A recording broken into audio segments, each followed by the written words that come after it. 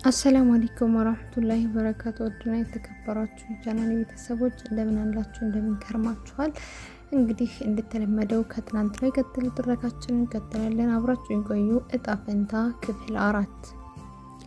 ህይወት እንደ እንቆቅልሽ ነው። ለመፍታት ስንዳክር እሷ ሁሌም አዳዲስ ገጠመችና አዳዲስ ጥያቄዎችን ትፈጥርብናለች። እንዴትና ለምን ብለን መጠየቅ አንችልም። ምክንያቱም ዓለም መልስ ባጡ ጥያቄዎች የተሞላች ናት። እኛ ደግሞ መልስ ለማግኘት የምንጨረጨር ፍጥረቶች ነን። ይህ ነው የእጣ ፈንታ ጨዋታ።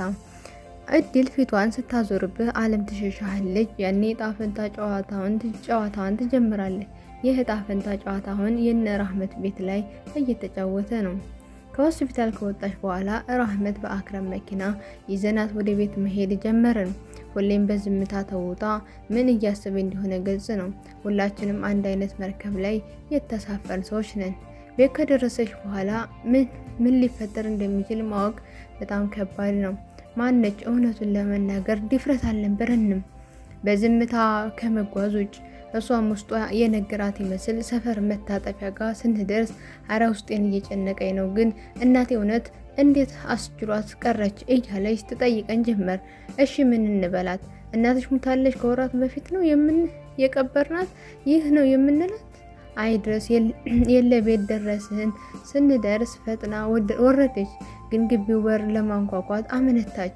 ወዴን እያየች ለምንድነው እንዲህ ፍርሃት ውስጥ የሚያናውጠው? ቤት ስመጣ ደስ ሊለኝ አልነበር እንደሚገባው እንዴ? ምንድነው የሆንኩት አለችኝ አይኔን እያየች። ያኔ አልቻልኩም። እንባ ያለ ገደብ ፈስ ጀመር። በሩ አንኳኳን። የከፈተላት ሰው የጠበቀችው ሰው አይደለም ቢላት ግራ በመጋባት እኔም አክረምንም እያቀረረች ታይን ጀመር። አቅፊያት ወደ ውስጥ ገባን። ከመውጣታችን በፊት ማንም እንዳይመጣ ተናግረን ነበር፣ ግን ቤቱ ውስጥ ሊያስተዛዝኗት የመጡ ሰዎች ነበሩ። ነገሩ ግራ የገባት ራህመት ደጋግማ ወደ እኔ ታይ ጀመር። ወደ ውስጥ ገብተን ቁጭ አልን፣ ግን እስካሁን የናፈቀቻት እናቷ ድምፅ መስማት አልቻለችም። ከገባ ጀምሮ ያላስተዋለችው አንድ ነገር ነበር። አባቷ መኝታ ባዶ መሆኑን ልክ እንዳየችው ደንግጣ ተነሳች። አባቴስ ብላ መጠየቅ ጀመረች። ውስጥ ያሉ ሰዎች የበለጠ ያለቅሱ ጀመር። እህቶቿ መንጣቷን አላወቁም ነበር።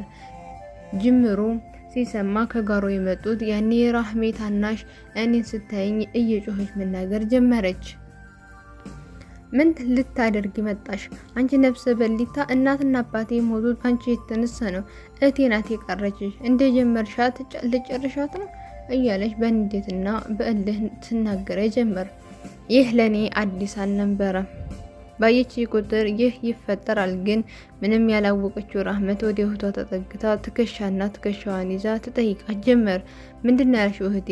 ኦሚና አባዬ ምን ሆኑ ነው ያልሽው አለቻት። ያኔ ሁሉም የተፈጠረውን እያለቀሰ ነገረቻት። ራህሜ ከሰማይ ጀምሮ አላለቀሰችም ወይ አንድ ያለችው ነገር አልነበረም። በቃ ረጅም ዝምታ ውስጥ ናት። ሁላችንም በየተራ ብንጠራት እራሷ ምንም አልመለሰችም። ድንገት ግን በጣም በአስፈሪ ሁኔታ መጻፍ ጀመረች። ከዛ ተነስታ ወደ ጓዳ የእናቷን ስም እየጠራች መሄድ ጀመረች። ሁሉም ደንግጧል። ተመልሳ መጣችና ሱቅ ሄዳ ነው እሺ እጠብቃታለሁ፣ ለአባዬ መድኃኒቶቹን ልታመጣ ወጣ ነው እያለች ፈገግ ማለት ጀመረች። ወደ አባቷ ፍራሽ እያየች ዝም በሉ ተኝቷል፣ አትረብሹት፣ እሺ ተኛ፣ ሆሜ ስትመጣ እንቀሰቅሰዋለን፣ ኑ ወደ ውጭ እንውጣ ብላ ቀድማን ሄዳ በረንዳ ድንጋይ ላይ ቁጭ አለች። ምንም ማድረግም ሆነ ምንም ማለት አልቻልንም። እኔም አጠገቧ ተቀምጬ ወደ ራሷ እንድትመለስ ቀስ ብያ አውራት ጀመር። እሷ ግን በጭራሽ አልሰማችኝም። በራሷ ዓለም የጠፋች ትመስላለች። እውነትን መቀበል ስላልቻለች ራሷን በፈጠረችው እይታ ደስተኛ ናት። ቀኑ ወደ ምሽት ተለወጠ። መጨለም ሲጀምር እናቴ አትመጣ እንዴ ስትል ድንገት ቃል ከአፏ ወጣች። አይኖቿ ተስፋ እንደቆረጠች ይናገራል። እይታዋ ውስጥ ፍርሃት በግልጽ ይነበባል። ወደ እኔ በጣም እየቀረበች ነገርሻት አይደል? ተይ ያልኩሽ ነገርሻት፣ ትሞትብኛለች አላልኩሽም ነበር? ለምን ስትል በጣም በቁጣና በጩኸት ታወራ ጀመር። ሁኔታዋ ያስፈራል። በጣም መጮህ፣ መሳቅ፣ ማልቀስ፣ በቃ በጣም የሚጨንቅ ሁኔታ ውስጥ ገብታለች። በመሃል ዝም አለችና እየሮጠች ወደ ጓዳ ገብታ ቤላ ይዛ መጣችና ወደ እኔ በጣም ትቀርብ ጀመር። ቢላውን አይቼ ብፈራም ከቆንኩበት ግን ንቅ አላልኩም። የመጣውን ነገር ለመቀበል የተዘጋጀው ይመስለኛል። ሰውነቴ ግን ወደ እኔ ለመድረስ አንድ እርምጃ ሲቀራት ከኋላ ወንድሜ ያዛት። አክረም ቶሎ ቢላውን አስጣላትና ይዘው ሊያረጓጓት ሞከሩ። እሷ ግን ይብሱኑ ትጮህ ጀመር። ያኔ እኔ እንዲወጣ ነገሩኝ። ባይወጣልኝም ግድ ስለሆነብኝ ተነስቼ ወጣሁ። ወደ ማታ ስመለስ እጅና እግሯን አስረዋት በጣም ተናድጄ ለምን እንዲህ አደረጉ ስጠይቃቸው የነገሩኝ ነገር በጣም ነበር ያስደነገጠኝ። ጠጋ ብዬ ሳያት እውነት ነበር። እጇ ላይ ትንሽ ደም የነካው ፋሻ ተጠቅልሎ ነበር። የተፈጠረው ይሄ ነው። እኔ ከሄድኩ በኋላ አረጋግተዋት ነበር። ሌና እንደሆነችም ነግራቸው ለቀቋት። እስከተወሰነ ደቂቃ ዝም ብላ ነበር። ከዛ ድጋሚ ራሷን ለማጥፋት ሙከራ አደረገች። ያኔ ነው በስለት እጇን የቆረጠችው። በጣም አታግላቸው ነበር። በመጨረሻ አማራጭ ስላጡ እጇን አስሯት። ያኔ ነው የራህመት ሁኔታ መባስ የጀመረው። ከማንም አታወራ፣ ምግብ በመከራ ነው 1-2 ጉርሻ የምንሰጣት። እኔም ካየች ብስባት ነበረ። አንዳንዴ ዝምታዋ ያስፈራል። አታለቅስም፣ በቃ ዝም። በሌላ ቀን ደግሞ በኃይል ትጮኻለች። ስሜን እየጠራች እንደምትገለኝ ትዝታለች፣ ትስቃለች፣ ገመዱን ለመፍታት ትሞክራለች። ብቻ በጣም መጥፎ ሁኔታ ላይ ነበረች። ግራ ቢገባን ልንቀራባት ወሰንና ከመስጂድ አንድ ኡስታዝ አመጣን። ለሳምንት ሞከርን፣ ግን ለውጥ አልነበረውም። በቆየን ቁጥር የእሷ ሁኔታ ከቁጥጥራችን ውጭ ሆነ። እያጣናት እንደሆነ እየተሰማ መጣ። ያኔ ሁላችንም አንድ ውሳኔ ላይ ደረስ።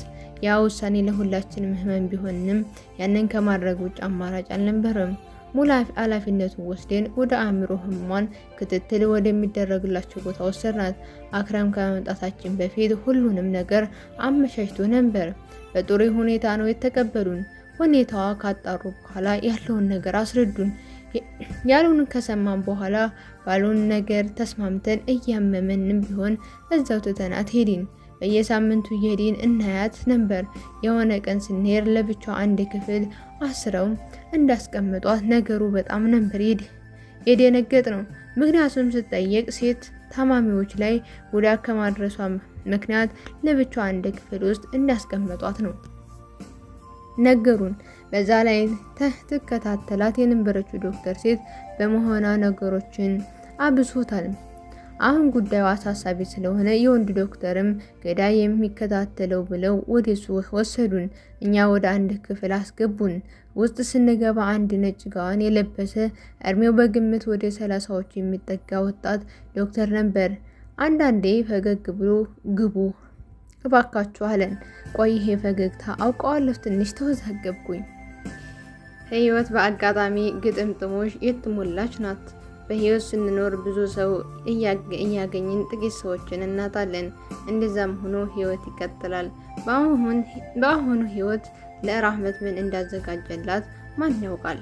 ዶክተሩ ፊት እንግዳ አልሆነብኝም። ፈገግታው አዲስ አልመሰለሽ አለኝ። ሆኖም አሁን ጭንቀቴ ያ አልነበረም። ወደ ውስጥ ገብተን እኔና አክረም ተቀመጥን። ስለሷ አንዳንድ ነገር ጠየቀን። ስላለችበት ሁኔታ ነገረን። እሷን ማየት እንደምችል ጠየቅ ነው። እሺ ብሎ ይዞን ሄደ ወዳለችበት ክፍል። እኔ ግን መግባት አልችልም አልኩት። ከዛ አሁን ስለተረጋጋች ይዘናት መውጣት እንችላለን ሲለኝ ደስ ብሎኝ ወደ ጥጉ ጋር ሄጄ ቆምኩኝ። እንዳለውም ይዟት መጣ። ሳያት አላስችለኝ አለ። የኔ ፍልቅልቅ ስቃ ሰው የምታስቀው ማንኛውም ሁኔታ ላይ ብትሆን ሰውን ከመርዳት ወደ ኋላ የማትል ጓደኛዬ ዛሬ በጊዜ ሁኔታ ማን ይጠብቃታል? እጅ ላቅፋት ፈለኩኝ። በቃ ዝም ብላ መሬት እያየች ነው። በጣም ከስታለኝ። እሷ አትመስልም። ግራ የገባኝ እስካሁን ምንም አስቸጋሪ ነገር አላረገችም። ዝም ብላ ነው የምትሰማቸው። ታዲያ ምንም ጉዳት ከሌላት ለምን ታሰረች? ዶክተሩና ራህሜ አንድ ላይ ጎን ለጎን ተቀምጠዋል። የርቀቱን ጠብቆ አክረም እንደዛው ዶክተሩ ፈገግ ብሎ ነው የሚያወራት። የሆነ ግራ አጋባለሁ። እሱ ፈገግ ባለ ቁጥር ችግሬ ምንድነው? ቆይ አሁን ብቸኛ የምፈልገው ነገር ጓደኛው ወደ ቀድሞ ማንነቷ መመለስ ነው። በዛ ላይ ሕክምናው በቶሎ ድና መጀመር አለባት። ያለዛ ስር ለስር እየገደላት ነው። በዛ ላይ ቶሎ ድና ሂማናዬን መውጣት እፈልጋለሁ። አዎ እኔና አባቷ የምናውቀው አንድ ምስጢር ነው። በቶሎ ወደ ራሷ ተመልሳ ልሰጣት እፈልጋለሁ። የራህመት አባት ከመሞታቸው አንድ ቀን በፊት የሰጡኝ ነገር ነበር። በፖስታ የተጠቀለለ በዛ ያለ ወረቀት ነው ሲመስለኝ ደብዳቤ ይሆናልና አብሮ አንድ ፎቶ አለ። የህፃን ልጅ ፎቶ ነው። በግምት የ8 ወይም የ10 ዓመት ልጅ ይመስላል። ፖስታው ውስጥ ስላለው ነገር ባላውቅም ፎቶ ከፖስታው ውጭ ስለሆነ ማየት ነበረ። እሷ ይሄንን ከሰጡ በኋላ እንዲህ አሉኝ፣ ልጄ ሂማናዬን ባንቺ ጥያለሁ። እኔ ማድረግ ያልቻልኩትን ልጄ ራህመት ታደርገዋለች። ምናልባት ይህ የእናቷ መጨረሻ ምኞት የነበረው ይሆናል። ያኔ ልጅ ብዙ ማወቅ ያለባት ነገር አለ። አደራ የአባቷ ደም በከንቱ እንዳልፈሰሰ እግሩንም በከንቱ እንዳላጣ ታረጋግጥልን። ምናልባት ዛሬ የኔ መጨረሻ ሌሊት ይሆናል ልጄ። አንድ ቀን እሷም ወደኛ ትመጣለች። ያኔ የምጠይቃት ይሆናል። ልጄ አደራሽን ስጫት፣ አውቃለሁ የኔ ልጅ ከኔ በላይ ጠንካራ ናት፣ ትወጣዋለች። አደራ ብለው አሉኝ። የጥያቄው ሁሉ መልስ እዚህ ፖስታ ውስጥ አለ። የዛን ቀን ይሄን ብለው ነበር። በነጋታው ሞተው ያገኘናቸው ከአንድ ወር በኋላ። ራህሚ በእውነት ጥሩ ለውጥ እያመጣች ነው። ለብቻዋ ታስራ ትቀመጥ የነበረው አሁን ከሁሉም ተቀላቅላለች። አልፎ አልፎ ቢሆንም ታወራለች፣ ግን እስካሁን አጠገቧ አልሄድኩም። በቃ ሁሌም ስንሄድ ተደብቄ ነው የማያት። ዛሬ ግን ፊት ለፊት ላገኛት ወስኛለሁ። የመጣውን እቀበላለሁ ብዬ ወስኛለሁ። አክረምን ባልኩት ነገር ተስማምቶ ዛሬ ወንድሜም አለ። ለ3 ነው የምንሄደው። የእህቶቿ በደንብ እስክታገግም ብለን አላመጣናቸውም። በነገራችን ላይ ከታናሽ እህቷ ጋር ሰላም አውርደናል። የሚኖሩትም እኛ ቤት በቅርብ እንድንከታተላቸው ብለን ነው ወደ እኛ ቤት ያመጣናቸው። መጀመሪያ አስቸግረውን ነበር እምቢ ብለው፣ ሆኖም መጨረሻ ሳመናቸው። እሷም ይቅር አለችኝ። ጥሩ ልብ ነው ያላት እንደ እህቷ። አሁን ግቢ ውስጥ እየገባን ነው። ከዛ በወኔ እንዳልመጣው እዚህ ስደርስ ግን ጉልበቴ ሁሉ ከዳኝ። ወንድሜ እንደምንም አበርትቶ ወደ ውስጥ ዘለቅን። ዶክተሩ አግኝተን እያወራን ወዳለችበት ወሰደን። በዛ ያሉ ታማሚዎች አሉ፣ እንደሷ ማገገም ላይ ያሉ። ለእኛ እንግዳ፣ ለነሱ ልክ በሆነ መንገድ ያወራሉ፣ ይስቃሉ። የምር ደስተኛ ናቸው። ስለ ዓለም መጨነቅ ያቆሙ ይመስላል። ፈገግታቸው ከልብ ነበረ። ከነሱ ትንሽ ገለል ብላ ተቀምጣ የሆነ ነገር በደብተር ላይ እየጻፈች ነበር። ዶክተሩም ስንጠይቀው ለኛ የማትነግረን የሚሰማት እንድትጽፍ ነው የሰጠናት። ሁሌም መጥፎ ስሜቶቿን ትጽፍና የወረቀት ጀት በመስራት ትለቀዋለች፣ ጥሩውን ታስቀምጠዋለች። እንደ እውነቱ ጥሩ ነገሮችን ነው የምትጽፈው። አልፎ አልፎ ታነበንባለች። አዎ እሷ መጻፍ ትወዳለች። እሷ እንደ ቀልድ የምትጽፈው ነገር እኛ ተገረምን ነበር የምናነበው። አዎ ጥሩ ትጽፋለች። ይህ ደግሞ ይበልጥ እየረዳት ነው። ኑ ወደ እሷ ልውሰዳችሁ። እሺ ቅድም ብሎ ወደ እሷ መሄድ ጀመርን። ዶክተሩ ስሟን ጠርቶ ሰላም ሲላት ፈገግ ብላ ዝም አለችው። ሁሉም ሰላም አላት። በፈገግታ መለሰች። እኔም እየተንቀጠቀጥኩኝ ከወንድሜ ጀርባ ወጥቼ ስሟን ስጠራት ቀና ብላ አየችኝ። በደቂቃ ውስጥ አይኗ መቅላት ጀመር። ወዲያውኑ ተነስታ ወደ እኔ መጠጋት ጀመረች። ከዛም ሁሉም በተጻፈለት ሕግ ታሪክ ይኖራል። ጥቂት ታሪኮች እነሱ እየሰራቸዋል፣ ጥቂቶቹ ደግሞ የእነሱ ታሪካቸው የሰሩት። እናንተ ከየትኛው ናችሁ? ስሟን እንደጠራዋት ቀና ብላ አየችኝ። እይታዋ ውስጥ ህመም፣ ቁጣ ነበር። አይኖቿ የእንባ ዘለላ አዝለው ቀልተዋል። ወዳውኑ ተነስታ ወደ እኔ መጠቃት ጀመረ። ከዛ ተጠግታ አየችኝ። ይህንን እይታ አውቀዋለሁ። የብቀላ አልነበረም የናፍቆት እንጂ። በኃይል ጭምቅ አድርጋ አቀፈችኝ። ታለቅስ ጀመር። ሁለታችንም አለቀስን። ለቅሶ ባቀፍን ድምጻችን አልቻልኩም። ከዚህ በላይ በውስጥ መያዝ አልቻልኩም። እውነቱን መቀበል ደግሞ ከዛ በላይ አልችልም አለችኝ። እውነት ነው። በወራት በኋላ ድንገት ስትነቃ ልጅነቷን የሰዋቸዋ፣ ጤናዋ፣ ደስታዋ መሰዋት ያደረገችው ቤተሰቦቿ ሙተዋል ብትባል ምን ሊሰማት ይችላል? ይህ ግልጽ ነው። ማንም መቀበል የሚከብደው እውነታ ነው። አቅፋኝ ዝም አልኩ። ለረጅም ሰዓት አለቀሰች። የሆነ ሰዓት ድምጿ ሲጠፋ ከእቅፌ አወጣኋት። አንገቷን ቀና ሳረጋት አፍንጫዋ እየደማ ነበር። ደንግጬ ስሟን እየጠራሁ መጮህ ጀመርኩኝ። እሷ ግን አሰማኝም። የልብ ምቷን አረጋገጥኩኝ። አለች፣ እየተነፈሰች ነው፣ ግን ጸጥ ብላለች። ድምጤን ሰምቶ ወንድሜ አክረም ዶክተሩ ወደኔ ተከታትለው መጡ። የሆነውን ነገርኳቸው። አንስቶ ወደ ክፍሉ አስገባት እና እስክትነቃ መጠበቅ ጀመርን። ከተወሰነ ሰዓት በኋላ ነቃች። እንዳየዋት ሂጄ በጥያቄ አዋክቧት ጀመር። ደህና ነኝ አታስቢ፣ ይቅርታሽን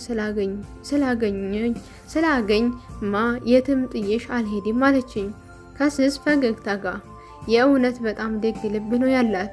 ህይወቶቿን ለጥቂያት እሷ አሁንም በስሜታዊነት ስላረገችኝ ነገር ይቅርታ ትጠይቀኛለች። እሷ ሲቅር አለችኝ። እኔስ ራሴን ይቅር እለው ይሆን? ዶክተሩ ገብቶ ካያት በኋላ ለብቻችን ጠራን እና ያወራን ጀመር። ከዚህ በፊት እንደዚህ አይነት ነገር አጋጥሟት ያውቃል? አዎ፣ ይህ ለሶስተኛ ጊዜ ይመስለኛል። እና ሕክምና ሄዳ ምርመራ አድርጋ ነበር። አዎ፣ ዶክተሩ የጭንቅላት ካንሰር እንዳለባት ተነግሯት ነበር። ግን እናትና አባቷ እንዲያውቁ ስላልፈለገች ለማንም አልተናገረችም ከኔ ውጭ። በዛ ሕክምናም አልጀመረችም። ታዲያ ፋይሏ ላይ ለምን አልተካተተም? ማለት ምንም የተነገረኝ ነገር አልነበረም። አዎ፣ እዚህ ስናመጣት ሁላችንም ጭንቀት ላይ ነበር። ያንን አላስታወስንም ነበር። ለዛ ነው ያልተናገርነው። ያው እየዋለ ሲያድር ደግሞ ይበልጥ ጭንቀት እየረሳን መጣን። ልክ አልሰራችሁም። ይህ የሷ የህይወትና የሞት ሽረት ጉዳይ ነው። ለወራት በህይወቷ ስንጫወት እንደቆየን ነው የሚሰማኝ። አሁንም አይረፍድም። ሕክምናውን ትጀምራለች። አዎ፣ እሱ ነው የሚያዋጣው። አሁን እንኳን ምን ደረጃ ላይ እንዳለች ማወቅ አንችልም፣ ክትትሉን እስካልጀመረች ድረስ። እሺ፣ ከዚህ በፊት ምርመራ ያደረገችበት ሆስፒታል አለ፣ እዛ እንወስዳለን። ከተቻለ አሁንም ቢሆን ጥሩ ነው። ትረፍ። እዚህ ያሉት ወረቀቶችን ስራን መጨረስ አለብን። ሆኖም ፍቃድ ወስደን ይዘናት መሄድ እንችላለን። ያው እኛ ጤነኛ መሆኗን ብናምንም እነሱ በራሳቸው አረጋግጠው ነው ወረቀቱን የሚሰጡን። ያ ጊዜ ይፈልጋል። አላፊው ስለ ጉዳዩ እነግረዋለሁ እና ፍቃድ እንጠይቃለን። እሺ ዶክተር፣ እንጠብቃለን። እና ዛሬ እዚህ ነው የምታድረው? አዎ፣ እዚህ ትደር የሚሉትን ሰምቼ ደውዬ የማሳወቃችሁ ይሆናል። እሺ፣ ስለ ሁሉም ነገር እናመሰግናለን። ምስጋና አያስፈልግም፣ ግዴታዬ ነው እየተወጣ ያለሁት ቢሆንም። እሺ በቃ ነገ ተመልሰን እንመጣለን። ዶክተር፣ እሺ በቃ እሺ፣ በድጋሚ እናመሰግናለን። ከዶክተሩ ከተለያየን በኋላ ወደ ራህመት ክፍል ገባን። ልንሄድ እንደሆነ ስነግራት እጄን ጭምቅ አድርጋ ይዛኝ፣ አትሂጂ፣ ብቻዬን በድጋሚ አትተይኝ፣ ያስፈራኛል ያ ብቸኝነት አለችኝ። ተቻት መሄድ ልቤ ባይፈልግም ግን ምንም ምርጫ አልነበረኝም። ከዛ ቀስ ብዬ ስልኬን ሰጠኋት እና እንድትደውል ነገርኳት። እሺ ብላኝ ደብቃ አስቀመጠችው። በኦስማን ስልክ እንድትደውል ነገርኳትና ተሰናብተናት ወጣን። ራህሜ ደህና ስለሆነች ልቤ ላይ የሆነ ነገር ሲለቀኝ ይሰማኛል። ተመልሰን የምንሰባሰብበት ቀን ናፈቀኝ። ኢንሻአላህ ያ ቀን ደግሞ ሩቅ አይደለም። ወደ ቤት እየተመለስን እያለ ድንገት ወደ ጎኔ ስዞር ወንድሜ ጥርስ በጥርስ ሆኖ አየሁት። ያው ምክንያቱ ባውቀውም ልጠይቀው ብዬ ጠየኩት። ምንድነው ወንድሜ እንዲህ ጥርስ በጥርስ መሆንህ? የኔ ራህሚ እኮ ደህና ነችልኝ፣ ደስ አይልም? አወራችኝ እኮ በቅርቡ ደግሞ ይዘናት እንወጣለን፣ ከኛ ጋር ትሆናለች አለኝ ከልቡ ፈገግ ብሎ። እኔም ወደ ቅፎ እየገባኝ አዎ ወንድሜ ጓደኛዬ ደህና ትሆናለች አልኩት። በመሃል አክረምም ኧረ እኔንም አስታውሶኝ ብሎ ሳቀ። ወይ ወዳጄ አንተማ እንዴት እንረሳካለን? ያው በማሽከርከር ቢዚ ነህ ብዬ ነው ብሎ ወንድሜም መልሶ እሱን ሳቀ። ይህ ሳቅ ወደኛ በመጣ ወራቶች ያስቆጥሯል። ብቻ አልሐምዱሊላህ ራህማን ያዘልቅልን። ሁሉም አንድ ነገር ግር ይለኛል። አክረም ከኛ በላይ ነበር ለወራት ሲጨነቅ የነበረው። አስታውሳለሁ ለመጀመሪያ ጊዜ ሳገኘው ራህሚ ኮማ የገባች ጊዜ እሱ ከሞት ያልተናነሰ ሁኔታ ውስጥ ነበር። ለቀናት ወደ ቤት ያልገባበት ጊዜ ሁሉ ነበር። ሁሉንም ነገር የሚሸፍነው እሱ ነው። ስራውን፣ ቤተሰቡን ትቶ ሙሉ ሰዓቱን ለሷ ነበር የሚሰጠው።